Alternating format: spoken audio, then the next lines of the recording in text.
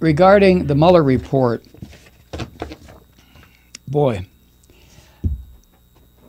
let me preface it by saying that my goal is to get completely away from the constant talking about this criminal asshole that's in the White House.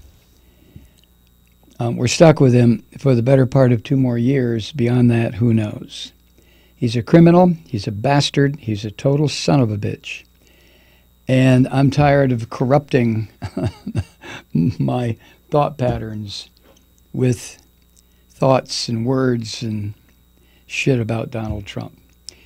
My plan, that doesn't mean I'm never going to talk about what the idiotic fuck does, but I mean I'm going to get off of constant every single night.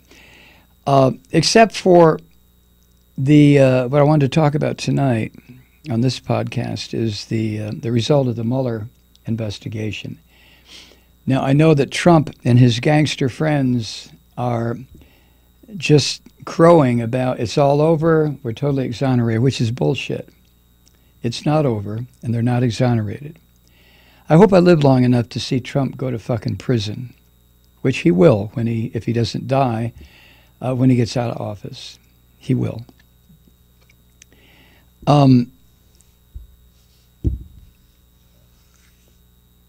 The new Attorney General, the shill for Donald Trump and the Republican Party, William Barr, he sent a letter to Congress that concluded that according to the Mueller report, which nobody's seen yet except Barr, according to the Mueller report,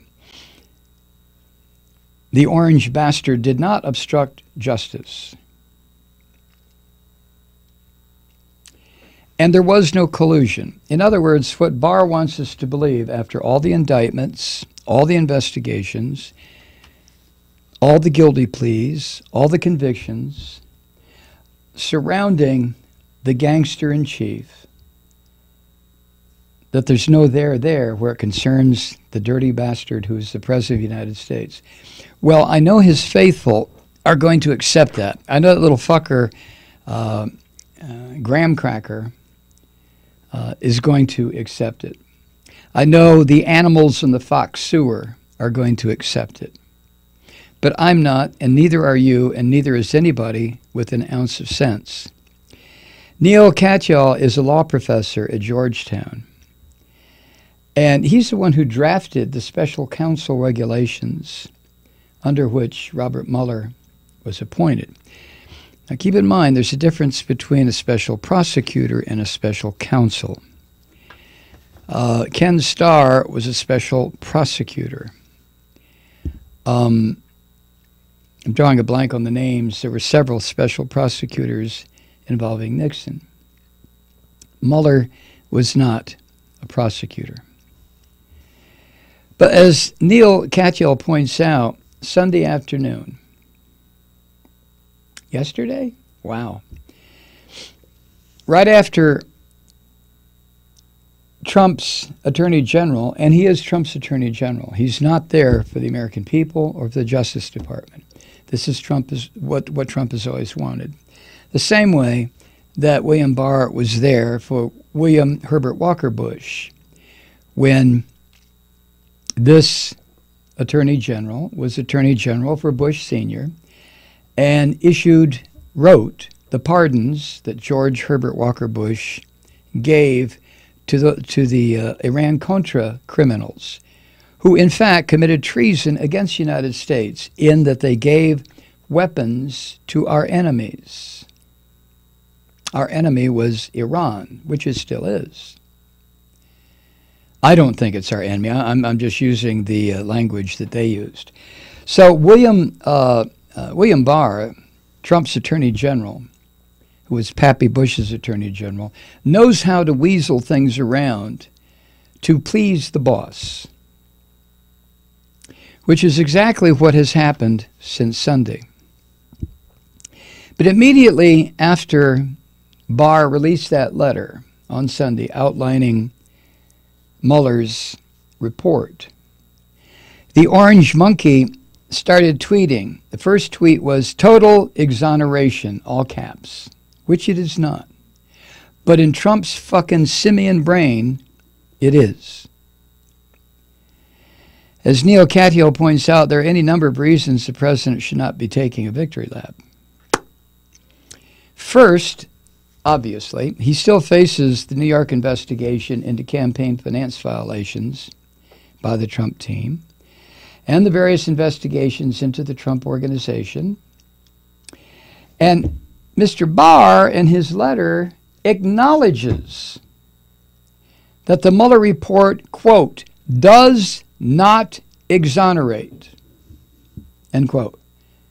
Trump's attorney general says the Mueller report does not exonerate Trump on the issue of obstruction of justice, even if it doesn't recommend, the report doesn't recommend an indictment for this orange piece of human waste. But as Neil Katyal points out, the critical part of the letter is that it now creates an entirely new mess.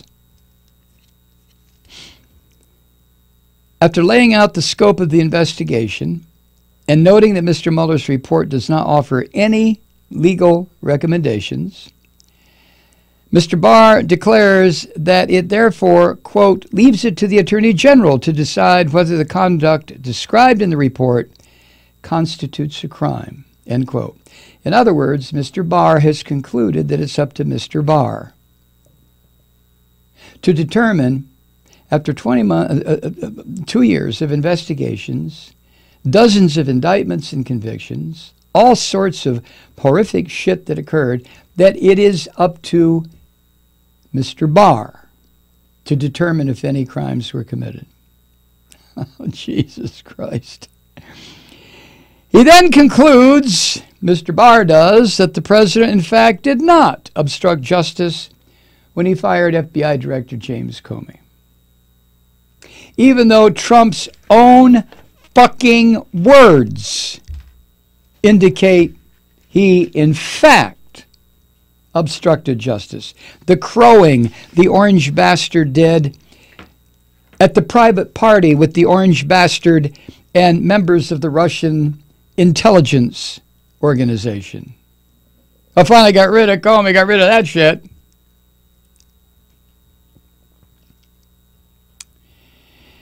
Katyal says that such a conclusion that the firing of James Comey did it not, in fact, constitute obstruction would be momentous in any event, given everything that's happened, all the investigations. But for Barr to do that within 48 hours of getting the report,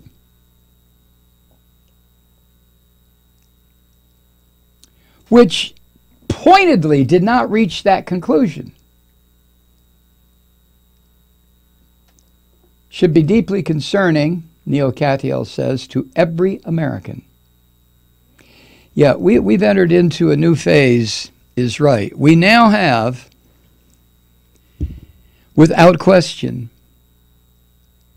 a law-breaking, gangster, lying filth running this country.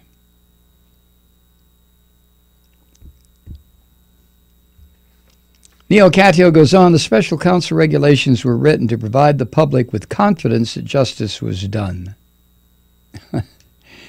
It is impossible for the public to reach that determination without knowing two things. First, what did the Mueller report conclude? Not William Barr, not this fucker Donald Trump, but what did Mueller's report conclude? And all these fucking redneck Klan-loving Nazis running around playing with each other's penises tonight in celebration of what they think is a total exoneration, in spite of them, they still don't know what the report said. They know what William Barr said.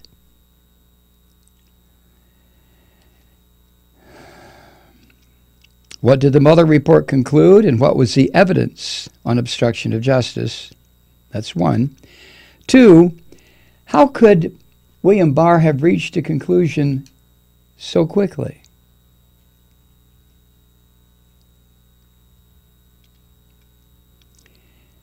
Barr's letter then raises more questions than it answers, both on the facts contained within the Mueller report and the law that Trump consistently violated, and his oath of office, which he pisses on every single day. Barr's letter says Mr. Mueller set out, quote, evidence on both sides of the question and leaves unresolved what the special counsel views as, quote, difficult issues of law and fact concerning whether the president's actions and intent could be viewed as obstruction, end quote. That's what Barr wrote. Does that sound like total exoneration to you? Of course not. Cattio writes, yet we don't know what those difficult issues of law and fact concerning the criminal Trump's actions, what those difficult issues were, because William Barr, Trump's Attorney General, doesn't say what they are. Only the report says what they are. Or why Mueller, after deciding not to charge on conspiracy, allowed Barr to make the final decision on obstruction.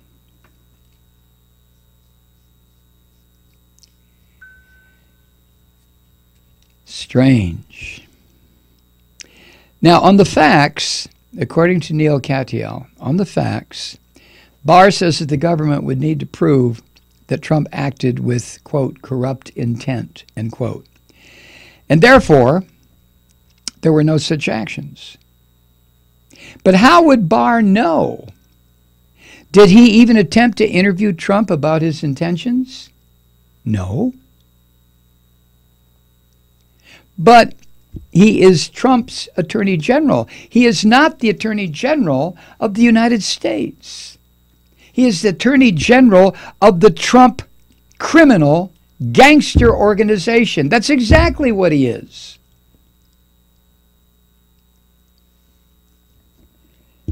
Katyal says, what kind of prosecutor would make a decision about someone's intent without even trying to talk to him? Which is what Barr has done.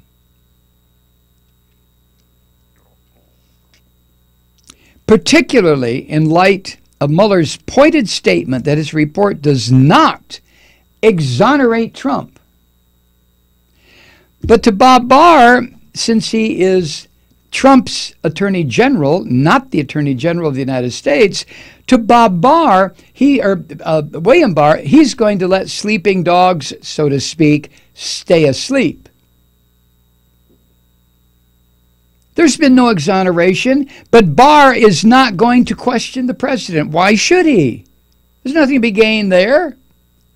He is Trump's Attorney General.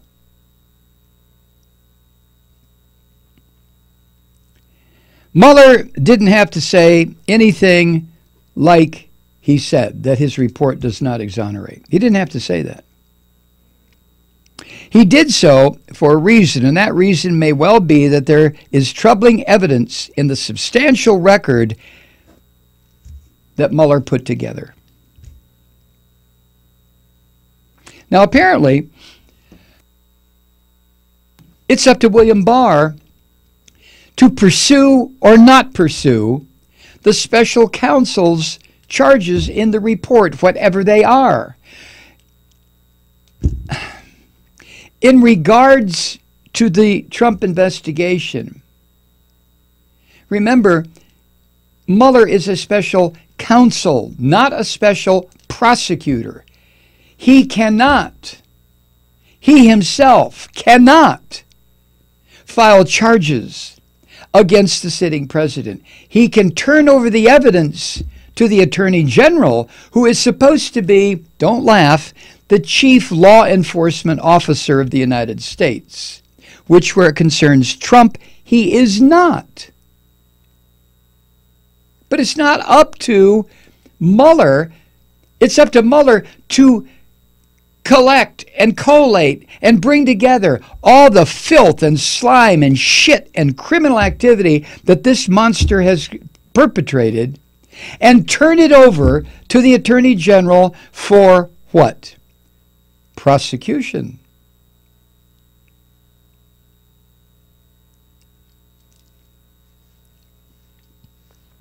Furthermore, Neil Katyal says, we do not know why Mr. Mueller did not try to force an interview with the president. Remember all that? Trump, oh yeah, I'll talk to him anytime. Oh, hell yeah. Yeah, no, I won't. Yeah, I will. No, I won't. And Mueller, according to published reports, toyed with the idea of subpoenaing the president and then letting it go to the Supreme Court. But he didn't. Why not?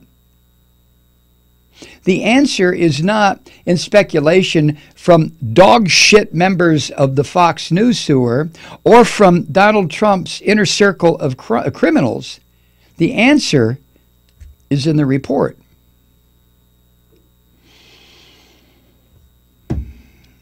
Now, the reason why Mueller did not try to force an interview with Trump matters greatly to this entire issue and to the question of whether or not we still live in a nation of laws, which, in my opinion, we do not. Let's stop fucking around here, pretending like we live in the great United States where no man is above the law. Horseshit. Mueller could have concluded that interviews of sitting presidents for obstruction matters are better done within the context of a congressional impeachment investigation. And I'm just guessing here, but because a sitting president cannot be indicted, the Barr letter says that this argument didn't influence Barr's conclusion, but again is pointedly silent on Mueller's conclusion. Barr did not conduct the investigation. William Barr is a fucking errand boy. He's a pizza delivery dude. He gets a report from Mueller and carries it around to the gangsters to whom it's very important. He is a fucking delivery boy, and he should be a prosecutor. Attorney General of the United States, they prosecute crimes against the United States or against the Constitution. But not William Barr. He's a fucking delivery boy.